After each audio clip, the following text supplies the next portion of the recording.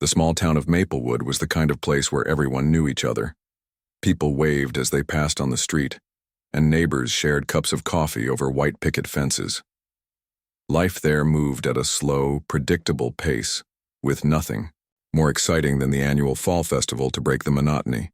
It was peaceful, quiet, and safe, or so everyone thought. On a chilly October morning, everything changed. The air carried the faint smell of fallen leaves, and the sun hung low in the sky, casting long shadows across Main Street. Ryan Carter, the town's police chief, sat in his patrol car sipping lukewarm coffee from a paper cup. He wasn't a young man anymore. His dark hair had streaks of gray and lines etched his face from years of hard work. But despite his age, Ryan still took pride in his job. He believed in protecting the people of Maplewood, even if it meant dealing with minor complaints like barking dogs or parking violations. That day started out like any other. Ryan drove through the town, checking for anything unusual. His radio crackled occasionally with updates from dispatch, but nothing seemed pressing. As he turned onto Elm Street, however, something caught his attention. A convoy of military vehicles speeding down the road.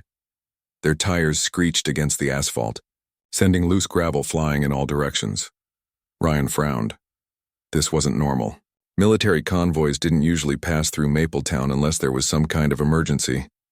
He pulled his car to the side of the road and stepped out, watching as the trucks thundered by.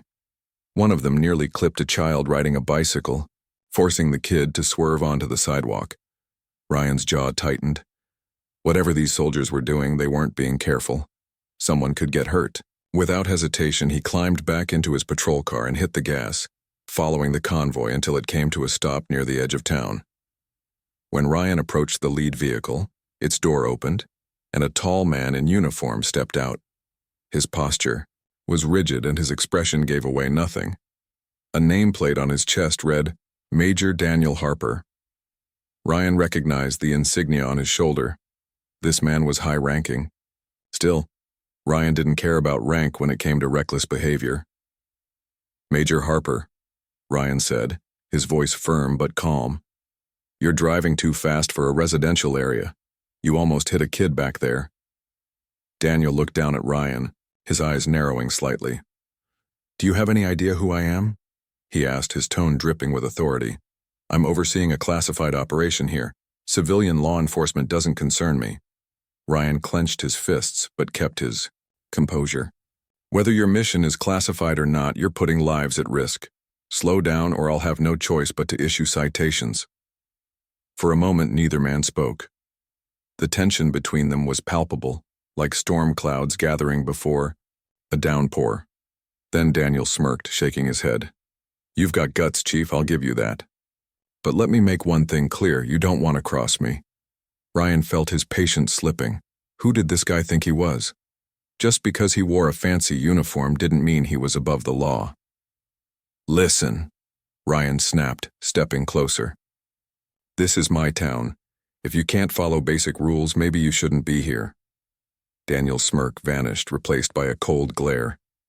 Careful, Chief. Your attitude might land you in trouble. That was the final straw. Something inside, Ryan snapped. Maybe it was the arrogance in Daniel's voice, or maybe it was the frustration of dealing with someone who thought they were untouchable. Either way, Ryan reached for his holster and drew his gun, pointing it directly at Daniel. You think you're better than everyone else? Ryan growled, his finger hovering over the trigger. Well, guess what? You're not. Now tell your men to slow down before someone gets killed. The soldiers in the convoy froze, unsure of what to do. Civilians who had gathered nearby gasped, their eyes wide with shock. For several seconds, time seemed to stand still. Finally, Daniel raised his hand slowly, though his expression remained icy. Put the gun down, Chief, he said, his voice low and dangerous. You don't know what you're messing with. But Ryan didn't lower the weapon. Instead, he took another step forward, his anger boiling over. Don't patronize me. I've dealt with people like you before, arrogant, self-righteous jerks who think they own the world. Well, not in my town you don't. It was only when one of the soldiers stepped forward, reaching for his own firearm, that Ryan finally lowered the gun. He realized how far things had escalated. And though he hated to admit it, Daniel was right. He didn't know what he was dealing with. With a final glare, Ryan holstered his weapon and turned away, muttering under his breath. By evening, news of the confrontation had spread throughout Maplewood. Videos of the incident appeared online, showing Ryan pointing his gun at Daniel and shouting insults. The mayor called an emergency meeting demanding answers. Under pressure from both the townspeople and higher-ups in the government, Ryan was forced to resign. His badge was taken away and his reputation shattered overnight. As Ryan sat alone in his living room later that night, staring blankly at the wall, he couldn't help but feel a mix of anger and regret. He hadn't meant for things to go this far. All he'd wanted was to protect the people of Maplewood. But now, he wondered if he'd made a terrible mistake. Little did he know, the real trouble was just beginning. Strange things began happening around town almost immediately after the incident. Power lines flickered unpredictably, plunging entire neighborhoods into darkness. Radios picked up strange static, and some claimed to hear faint whispers coming from the speakers. Worst of all, people started disappearing without explanation. At first, the disappearances were written off as coincidences. Teenagers running away, adults leaving town for personal reasons. These were plausible explanations. But when Sarah Miller, a well-liked schoolteacher, vanished along with her dog, panic began to set in. Search parties combed the woods surrounding Maplewood, but they found nothing except odd patches of blackened earth and a faint sulfur-like smell lingering in the air. Ryan tried to stay out of it. After everything that had happened, he figured the last thing anyone wanted was his involvement. But curiosity gnawed at him. Something about the timing of the disappearances felt suspicious. They had started shortly after the military convoy arrived. Could there be a connection? Determined to find answers, Ryan decided to reach out to Laura Bennett, a former detective who had recently moved to Maplewood. Laura was sharp, resourceful, and unafraid to ask tough questions. She agreed to meet Ryan at a diner on the outskirts of town, where they could talk privately. "What makes you think the Army's involved?" Laura asked after hearing Ryan's theory. She stirred her coffee absent-mindedly, her brow furrowed in thought.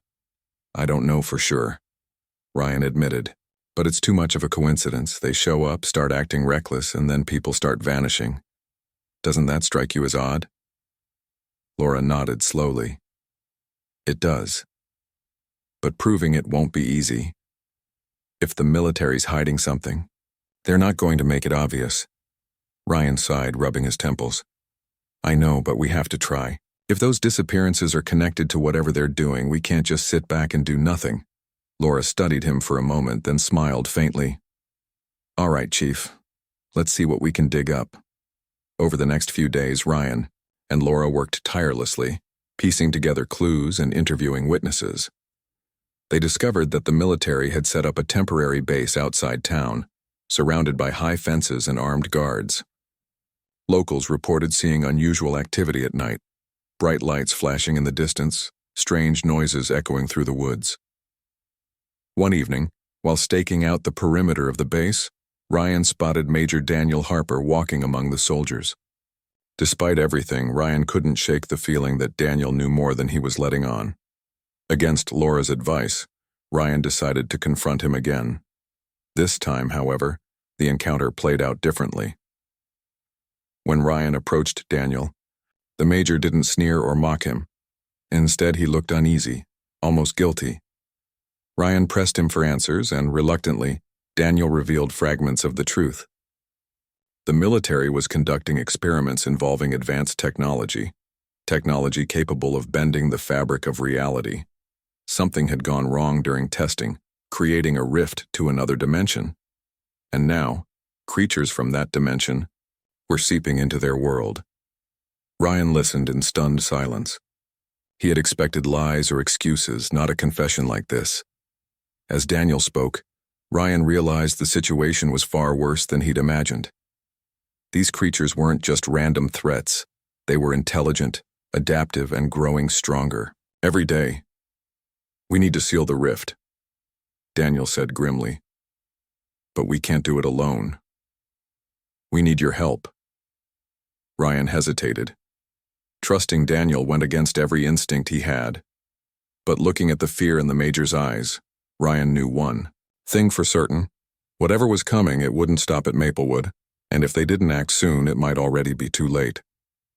The days following Ryan Carter's dismissal were strange and unsettling for the people of Maplewood. The town, once known for its calm and predictable rhythm, now felt like it was holding its breath. Something wasn't right, though no one could quite put their finger on what it was. At first, the signs were subtle. A flickering streetlight here, a dead phone line there. But soon, the oddities became impossible to ignore. Power outages started happening almost every night. One moment the lights would be on, and the next everything would plunge into darkness. It wasn't just houses that lost power. Traffic lights went dark too, causing confusion and near accidents at intersections. The local power company sent crews to investigate, but they couldn't find any explanation.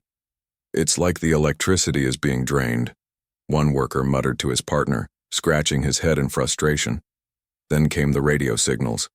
People tuning into their favorite stations would hear static instead of music or talk shows. Sometimes the static would stop abruptly, replaced by faint whispers. The voices were distorted and unintelligible, but they sent chills down the spines of those who heard them. Laura Bennett, who had been helping Ryan dig deeper into the mystery, recorded one of these broadcasts using her handheld recorder. When she played it back later, she noticed something chilling. The whispers seemed to repeat the same phrase over and over again. Though she couldn't make out the exact words, they sounded urgent, almost pleading. But the most alarming development was the disappearances. First, it was Sarah Miller, the schoolteacher.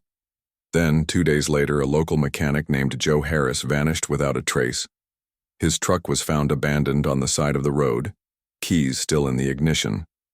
A week after that, 3 teenagers went missing during what should have been a routine hike in the woods. Search parties scoured the area, but all they found were muddy footprints leading into the forest, and then nothing. Each disappearance left the town more shaken than the last. Rumors spread like wildfire. Some people claimed the military was behind it, pointing fingers at the base outside town. Others whispered about supernatural forces, blaming the strange occurrences on curses or haunted land. Whatever the truth was, fear began to take root in Maplewood, spreading faster than anyone could contain it. Ryan, despite being dismissed from his position as police chief, couldn't stay away from the investigation. He felt responsible, even though he knew logically that the disappearances weren't his fault. Still, if he hadn't confronted Major Daniel Harper that day, maybe things would have turned out differently. Maybe the military wouldn't have stayed in town and life would have gone back to normal. But dwelling on what-ifs didn't solve anything, so Ryan focused on finding answers instead. Laura proved to be an invaluable ally. She had experience with cases involving missing persons and knew how to piece together clues. Together, they visited the families of the missing, asking questions and looking for patterns. They learned that most of the victims had been alone when they disappeared, often late at night. Several witnesses reported seeing shadowy figures lurking near the edge of the woods, though none could describe them clearly. One elderly woman swore she saw glowing eyes watching her from the trees, but when she called the sheriff's department, no one believed her. As Ryan and Laura dug deeper, they uncovered evidence linking the disappearances to the military base. Surveillance cameras installed by nearby businesses captured footage of soldiers loading unconscious civilians onto trucks in the middle. Ryan Carter sat in his dimly lit kitchen, staring at the grainy surveillance footage on Laura Bennett's laptop. The video showed soldiers dragging limp bodies into the back of a military truck. It was hard to make out details. The lighting was poor and the angles weren't great. But there was no denying what they were seeing. Civilians from Maplewood, unconscious or worse, were being taken away by the same people Ryan had argued with just days earlier. "This is insane," Ryan muttered, leaning back in his chair. His voice was low, but the frustration in it was clear. "What are they doing with these people? Where are they taking them?" Laura didn't answer right away. She leaned forward, her eyes scanning the screen intently. Her fingers moved quickly over the keyboard as she zoomed in on certain frames, trying to get a better look at the soldiers' uniforms and the markings on the trucks. Finally, she sighed, and closed the laptop. "I don't know," she admitted. "But if we want answers, we're going to have to find them ourselves." Ryan nodded grimly. He knew she was right. They couldn't rely on anyone else, not the local authorities who were too scared to act, and certainly not the military, whose secrecy only made things worse. If they wanted to uncover the truth, they'd have to do it themselves. The next morning, Ryan and Laura drove to the edge of town, where the military base was located. From a safe distance, they observed the compound through binoculars. High fences topped with barbed wire surrounded the area, and armed guards patrolled the perimeter. Bright floodlights illuminated the grounds at night, making it nearly impossible to sneak in unnoticed. Inside, rows of tents and temporary structures stood alongside larger buildings that looked more permanent. In the center of the compound, a massive dome-shaped structure loomed ominously, its surface reflecting the pale sunlight like polished metal. "What do you think that thing is?" Laura whispered, pointing toward the dome. "No idea," Ryan replied. "But I'm guessing whatever they're hiding is inside there." They spent hours watching the base, noting the patterns of the guards' movements and identifying potential weak points in the fence. By late afternoon, they had a rough plan. It wasn't much, but it was all they had. That night, under the cover of darkness, Ryan and Laura approached the base. Dressed in dark clothing and carrying only flashlights and a few basic tools, they moved cautiously through the woods, staying low to avoid detection. The air was cold and damp, and the sound of their footsteps crunching on leaves seemed impossibly loud. Every snap of a twig or rustle of branches made them freeze, hearts pounding, until they were sure no one was coming after them. When they reached the fence, Ryan pulled out a pair of wire cutters and began working on the chain link barrier. The task was slow and painstaking, but eventually he managed to create a small opening large enough for them to slip through. Once inside, they stuck close to the shadows, using the tents and equipment scattered around the compound as cover. As they crept closer to the dome, strange sensations began to wash over them. The air felt heavier, almost oppressive, and an eerie hum filled their ears. At first, they thought it might be some kind of machinery operating inside the building, but the noise seemed to come from everywhere and nowhere at the same time. Laura glanced at Ryan, her expression uneasy. "Do you hear that?" she asked softly. "Yeah," Ryan replied, his voice tight. "Let's keep moving." The closer they got to the dome, the stronger the feeling became. Reality itself seemed to warp and twist around them. Shadows stretched unnaturally long across the ground, and objects appeared blurred, as though viewed through water.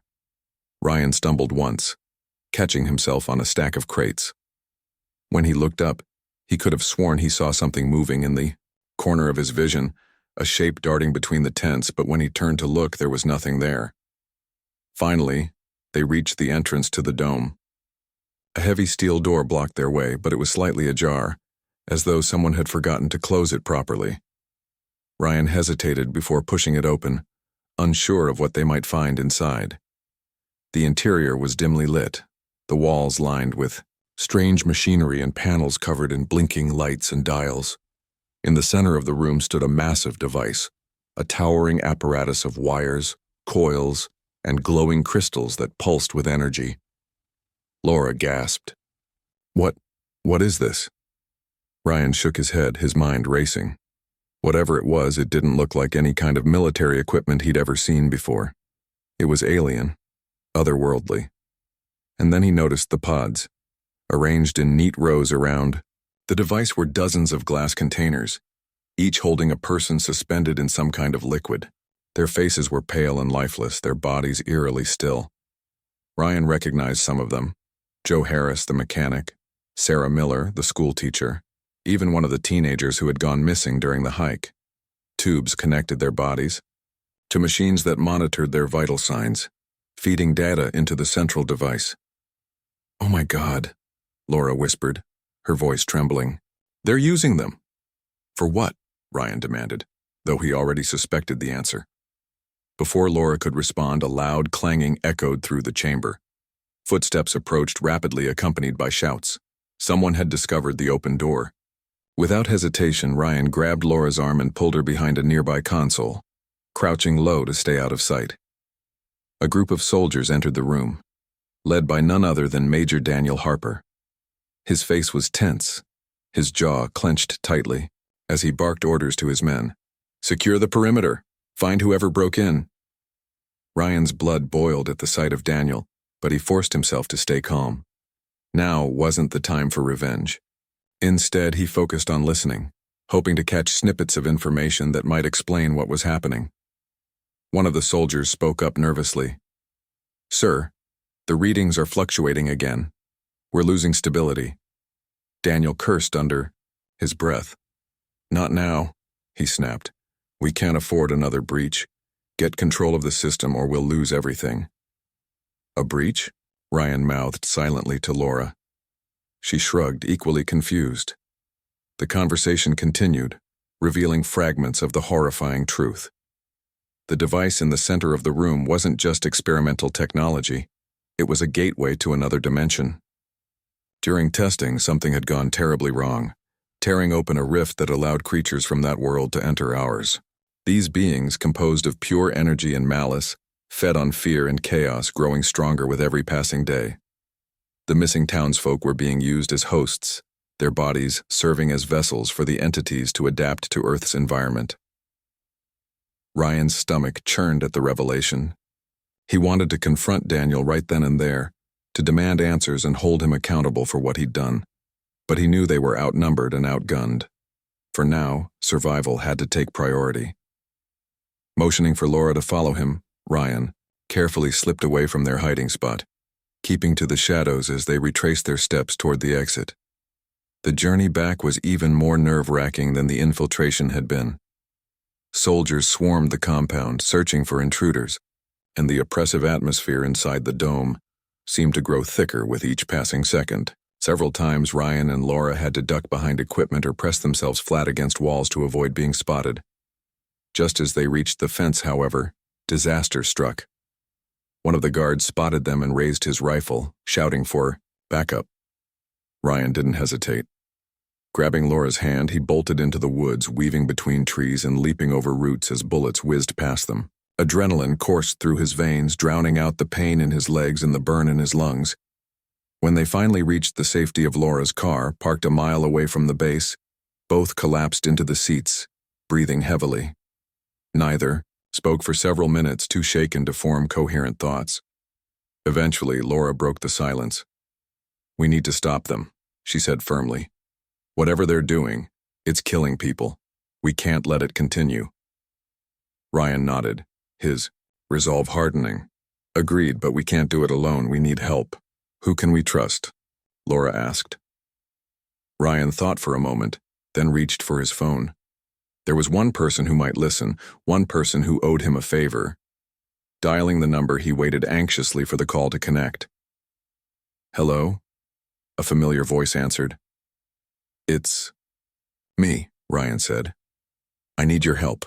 Something big is happening in Maplewood, and if we don't act fast, it's going to get a lot worse." On the other end of the line, the listener hesitated before responding. "All right, Ryan, tell me everything." The explosion at the military base had been louder than Ryan Carter expected. It shook the ground beneath his feet as he and Laura sprinted through the woods, dodging trees and leaping over roots in their desperate attempt to escape. The sound of alarms wailed behind them, mingling with shouts from soldiers scrambling to respond to the chaos. Ryan didn't know what had caused the blast, whether it was Chris's doing or something else entirely, but he wasn't about to waste time questioning it. All that mattered was putting as much distance between them and the compound as possible. When they finally reached the van where Chris was waiting, both were out of breath and covered in dirt. Chris stood leaning against the vehicle, his face pale with worry. He straightened up as they approached, his eyes wide. "What happened back there?" he asked urgently. "I lost control of the drone and then everything went haywire." Ryan shook his head, still catching his breath. "We don't have time to explain now, just drive." Without another word, Chris climbed into the driver's seat, starting the engine. Ryan and Laura piled into the back, slamming the doors shut just as headlights appeared in the distance. Soldiers were already on their trail, shouting orders and scanning the area with flashlights. Chris hit the gas, sending the van speeding down the narrow dirt road that led away from the base. For several minutes, no one spoke. The van bounced violently over potholes and uneven terrain, forcing everyone to hold on tightly to avoid being thrown around. Finally, when they were far enough away to feel relatively safe, Chris slowed the vehicle and glanced at Ryan in the rearview mirror. "Okay," he said. "Talk. What did you find? And what was that explosion?"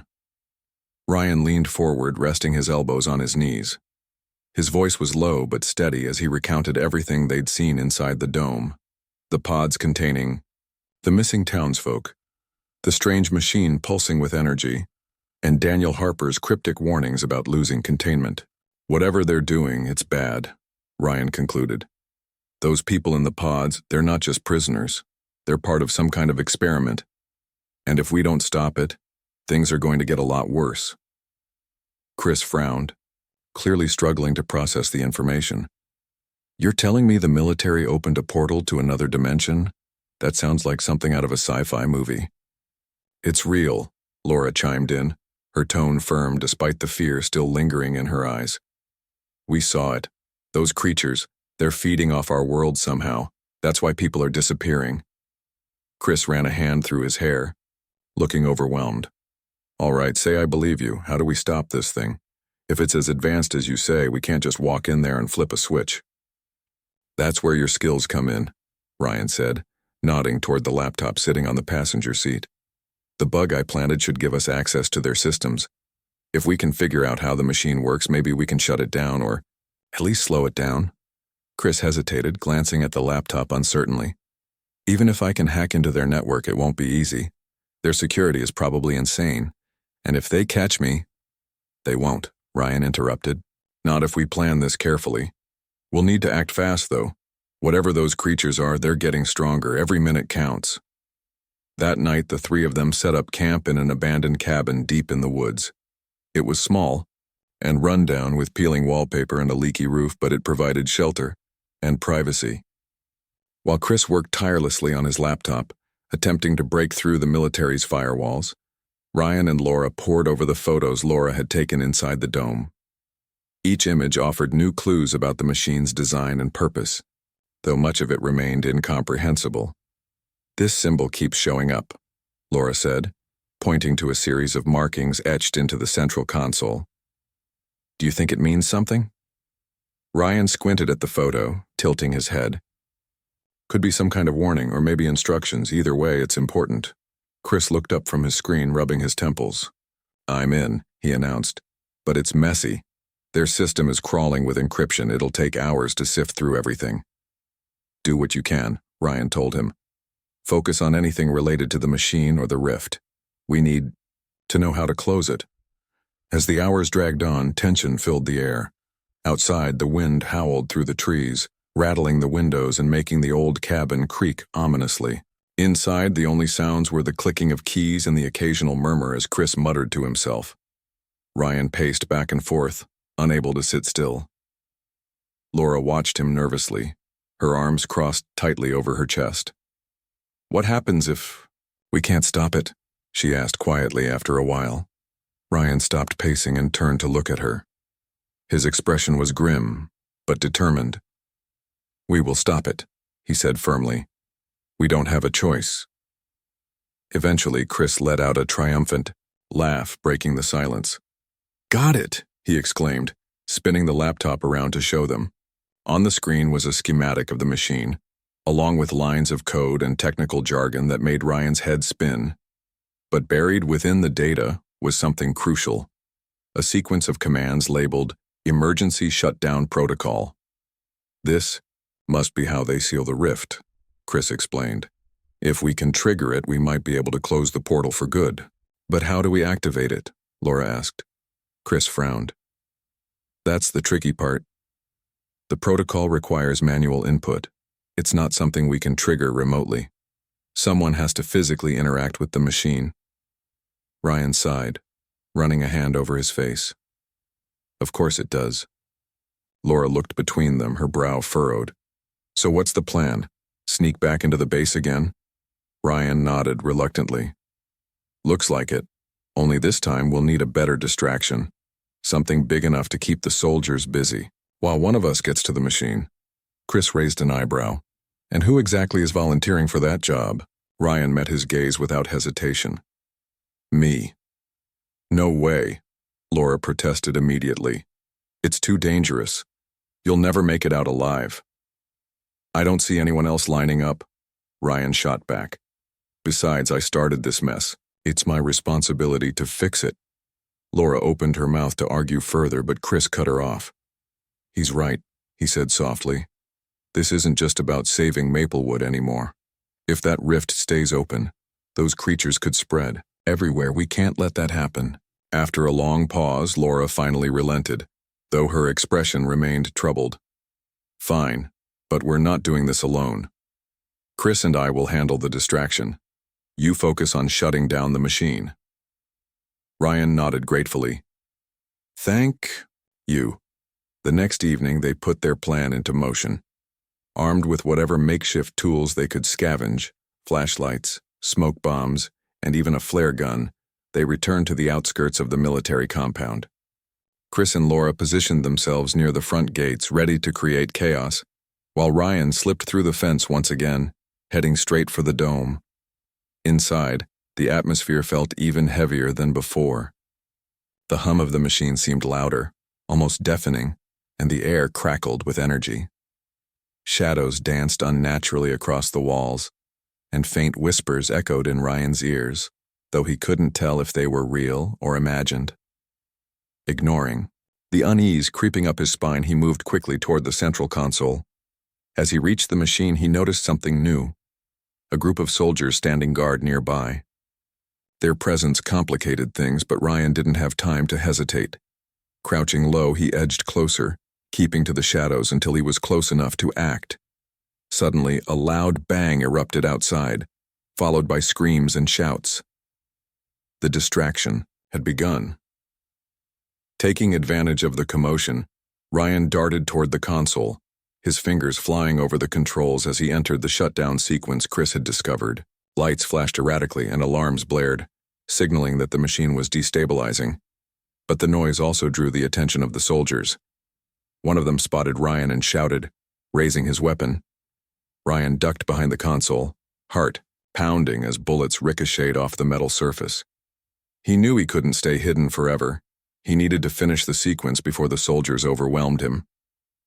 Peering around the edge of the console, Ryan spotted a lever marked with the same symbol Laura had pointed out earlier. That had to be it. Summoning every ounce of courage, he lunged forward, grabbing the lever and pulling it down with all his strength. The reaction was immediate. The machine shuddered violently, its glow intensifying until it became almost blinding. A deafening roar filled the chamber, shaking the ground beneath Ryan's feet. Soldiers stumbled backward, shielding their faces as the energy surged uncontrollably. Ryan realized with growing dread that the shutdown wasn't going to be clean. The machine was collapsing in on itself, threatening to tear the entire structure apart. He had seconds, maybe less, to escape. Turning on his heel, he bolted toward the exit, dodging falling debris and bursts of energy that crackled dangerously close. Outside, Laura and Chris were waiting anxiously, having successfully drawn most of the soldiers away from the dome. When they saw Ryan emerge, bloodied but alive, they rushed to meet him. Did it work? Laura asked breathlessly. I don't know, Ryan admitted. But we need to get out of here, now.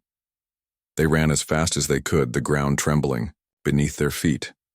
Behind them, the dome imploded in a brilliant flash of light, sending a shockwave rippling outward. Trees toppled, and dust filled the air as the trio dove for cover, clinging to each other as the forest was eerily quiet after the destruction of the dome. The air smelled of burnt metal and scorched earth, and smoke curled lazily into the sky from the smoldering wreckage of the military compound. Ryan Carter sat on the ground, his back against a tree, trying to catch his breath. His hands were scraped raw and his clothes were torn and covered in dirt. Beside him, Laura Bennett and Chris Dawson leaned against each other, equally exhausted but alive. For a moment, no one spoke. They simply listened to the silence, letting it sink in that they had survived.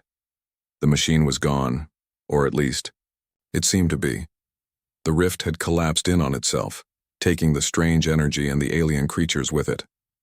But as Ryan looked at the destruction around them, he couldn't shake the feeling that something was still wrong. It wasn't over. Not completely. "We should move," Laura said finally, breaking the silence. Her voice was soft but firm. "If any of those soldiers are still alive, they'll come looking for us." Ryan nodded, pushing himself to his feet. His legs felt like jelly, but he forced himself to stand. "She's right, we can't stay here." Chris groaned as he got up, brushing ash off his jacket. "Where do we even go? Back to town? The military's not just going to let this slide." Ryan hesitated. Chris was right. If anyone survived the explosion, and Ryan was sure some of them had, they would want answers. And when they found out who was responsible, there would be hell to pay. Still, running wasn't an option. Not yet. "We need to check on the town first," Ryan said. "Make sure those things didn't spread before we close the rift," Laura agreed. "And we need to find out what happened to the people in the pods. Are they okay?" No one answered her question. None of them wanted to think about what condition the missing townsfolk might be in, if they were even still alive. When they reached Maplewood hours later, the town looked different. The streets were deserted, and an unnatural stillness hung over everything.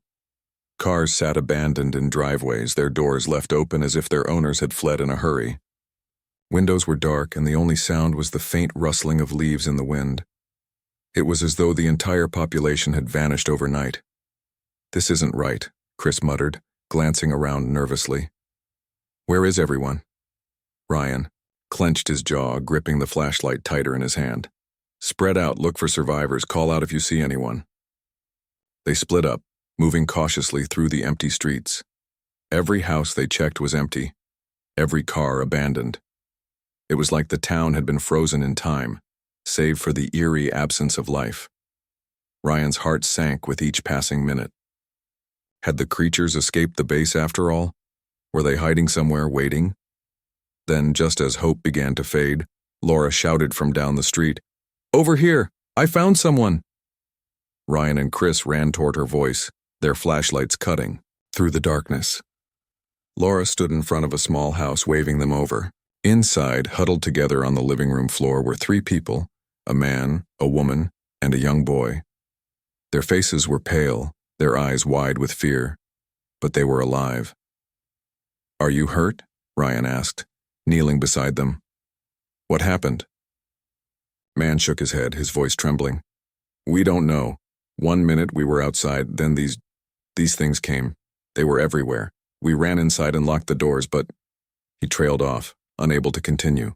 "The lights went out," the woman added, clutching her son tightly. "And then...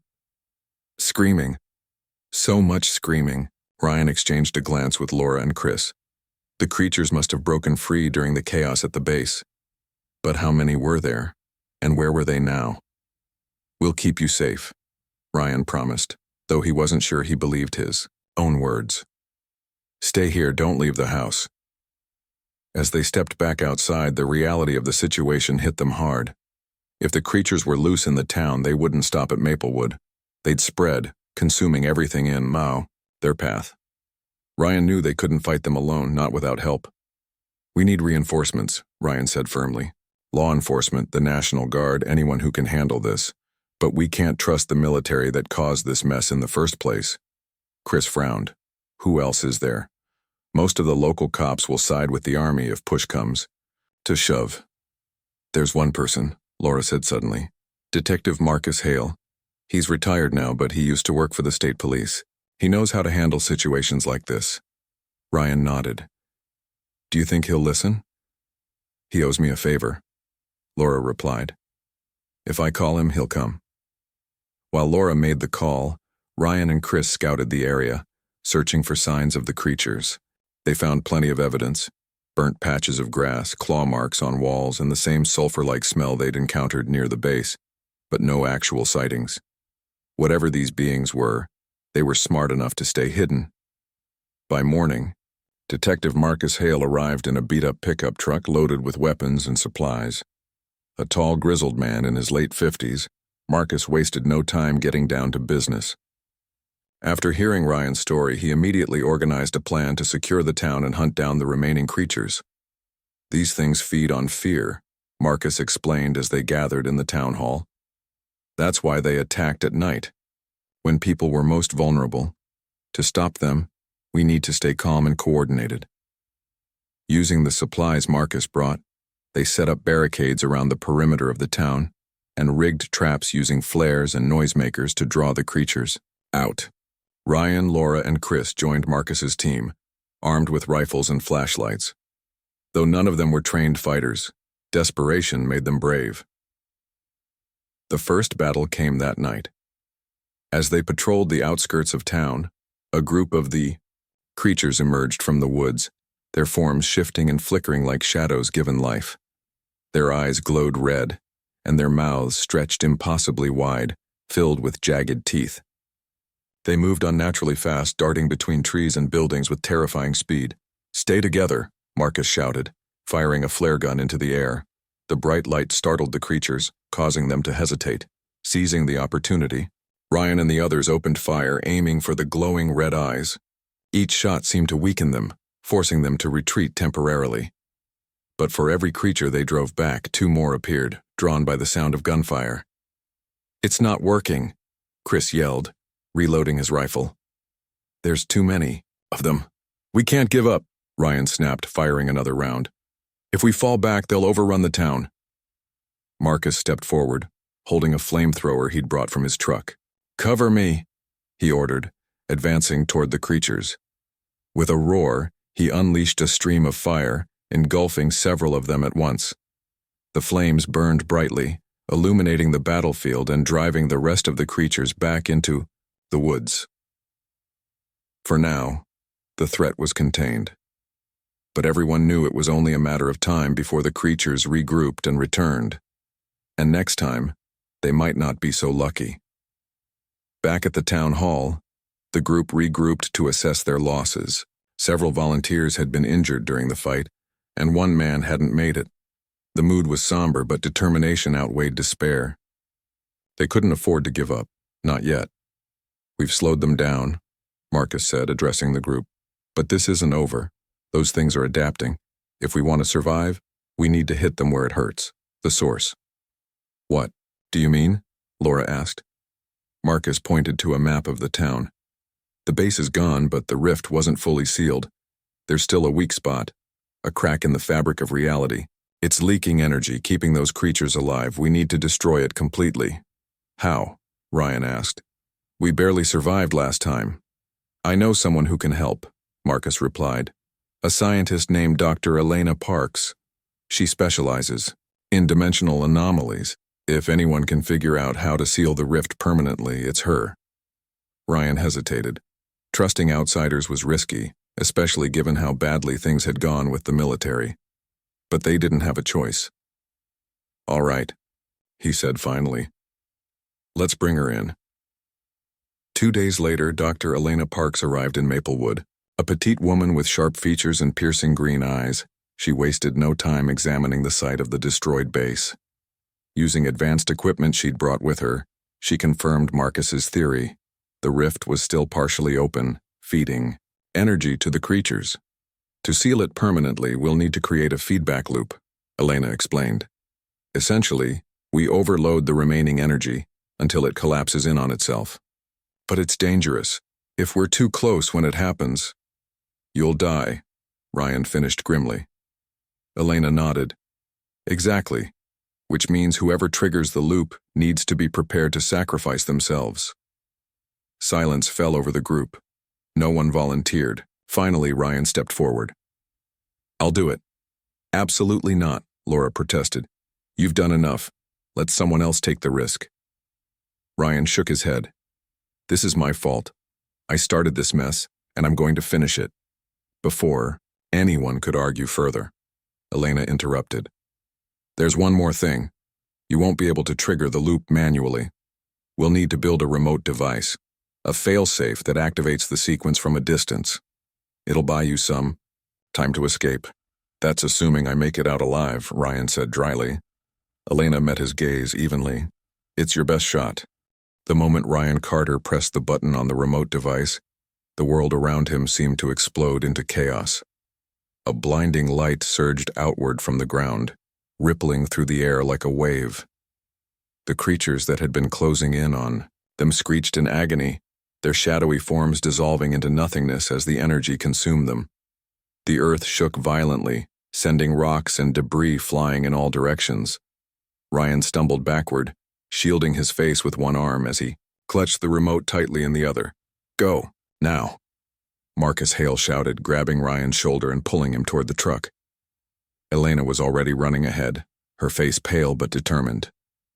Behind them, the rift, the source of the energy, began to collapse inward, folding in on itself like a dying star. The noise was deafening, a mix of roaring winds and unearthly screams that made Ryan's ears ring. He didn't need to be told twice. With Marcus at his side, he sprinted toward the vehicle, his legs burning with effort. They reached the truck just as the ground beneath the rift gave way, crumbling into a massive sinkhole. Elena dove into the passenger seat while Marcus shoved Ryan into the back before jumping behind the wheel. Without wasting a second, Marcus slammed the gas pedal to the floor, sending the truck speeding away from the destruction. Behind them, the light grew brighter and brighter until it filled the entire horizon, swallowing everything in its path. Ryan turned to look back, his heart pounding. For a brief moment, he thought they might actually make it. But then the shockwave hit. It was like being struck by an invisible force, throwing the truck off course and sending it skidding across the dirt road. Metal groaned, glass shattered, and the world spun wildly as the vehicle rolled over several times before coming to a stop upside down in a ditch. For a few seconds there was silence. Then slowly Ryan opened his eyes. His head throbbed, and his body ached from the impact, but he was alive. Groaning, he unbuckled his seatbelt, or what was left of it, and dropped to the roof of the overturned truck. Beside him, Marcus stirred, blood trickling from a cut on his forehead. In the front seat, Elena was unconscious but breathing. "We need to move," Ryan said hoarsely, climbing out of the wreckage. "It's not safe here." Marcus nodded, wincing as he pulled himself free. Together they managed to drag Elena out of the truck and onto the grassy slope beside the road. As they caught their breath, the light from the rift finally began to fade, leaving only smoke and ash in its wake. The ground was scorched, and the air smelled of sulfur, but the oppressive feeling that had hung over Maplewood for days was gone. "It's done," Marcus muttered, staring at the devastation. "It's really done." Ryan nodded, though he couldn't bring himself to feel relief. Too much had been lost. Too many lives had been destroyed. And even now, standing amidst the ruins, he couldn't shake the feeling that something still lingered, something unseen, waiting for the right moment to return. Back in Maplewood, the survivors gathered in the town square, unsure of what to do next. The creatures were gone, but the scars they left behind would take years to heal. Houses were damaged or abandoned, families torn apart by loss, and trust in authority shattered. People whispered about the events that had unfolded, piecing together fragments of the truth while speculating about the rest. Some called Ryan a hero, others blamed him for the disaster. Either way, his name would forever be tied to the nightmare that had changed their lives. When Ryan, Marcus, and Elena limped into town hours later, they were met with a mixture of cheers and wary stares. Laura rushed forward, tears streaming down her face as she threw her arms around Ryan. "I thought I'd lost you," she whispered, her voice breaking. "I'm still here," Ryan replied softly, though his tone lacked conviction. He didn't feel like a hero. He felt like a man who had failed more than he had succeeded. Yes, he had closed the rift and stopped the creatures, but at what cost? The town was broken, its people scarred, and the military would no doubt come looking for answers soon enough. As the days passed, life in Maplewood began to rebuild. Volunteers worked tirelessly to repair homes and clear debris, while others organized memorials for those who hadn't survived.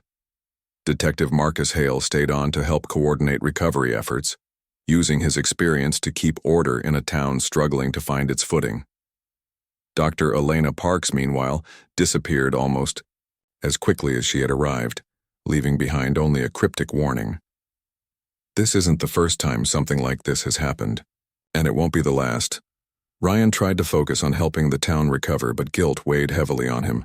Every time he looked at the empty spaces where families used to live, every time he heard someone mention the missing, he felt responsible. If he hadn't confronted Major Daniel Harper that day, none of this might have happened. Or so he told himself. One evening, as the sun dipped below the horizon, Ryan found himself standing at the edge of the forest where the military base had once stood. The land was barren now, stripped of trees and covered in ash. It was a grim reminder of the power humanity had unleashed, and the consequences of playing with forces beyond their understanding. "You shouldn't be out here alone," a voice said behind him. Ryan turned to see Laura approaching, her hands stuffed into the pockets of her coat. "People are worried about you." "I'm fine," Ryan said, though his tone suggested otherwise. "Just thinking." Laura stepped beside him, gazing out at the desolate landscape. "You saved us, Ryan. You know that, right?" Ryan shook his head. "I don't feel like a savior. I feel like I barely held things together long enough to keep us from falling apart completely. And even then, I'm not sure we'll ever really be okay." Laura didn't respond immediately. Instead, she slipped her hand into his, squeezing gently. "Maybe not, but we'll get through this. Together." Her words brought a faint smile to Ryan's lips, though it didn't reach his eyes. For now, that was enough. Weeks later, reports began circulating about strange occurrences in nearby towns. Power outages, unexplained disappearances, whispers on the radio, all eerily similar to what had happened in Maplewood. At first, no one paid much attention. Such stories were easy to dismiss as coincidences or exaggerations, but Ryan couldn't ignore the unease growing in his chest. Late one night, unable to sleep, he sat alone in his living room, staring at a map spread across the table.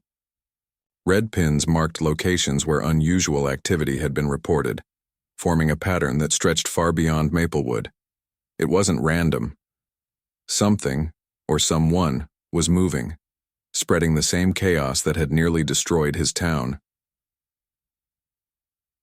Ryan knew what he had to do. He couldn't stay in Maplewood pretending everything was fine while the threat loomed elsewhere. Gathering his belongings, he wrote a short note to Laura and left it on the kitchen counter. "I'm sorry. I can't run from this anymore. If anyone asks, tell them I went looking for answers. Maybe I'll find a way to stop it for good." With that, Ryan climbed into his old patrol car and drove off into the night, heading toward the unknown. Somewhere, out there, the cracks in reality still lingered, waiting to tear open again. And if no one else was willing to face them, Ryan Carter would.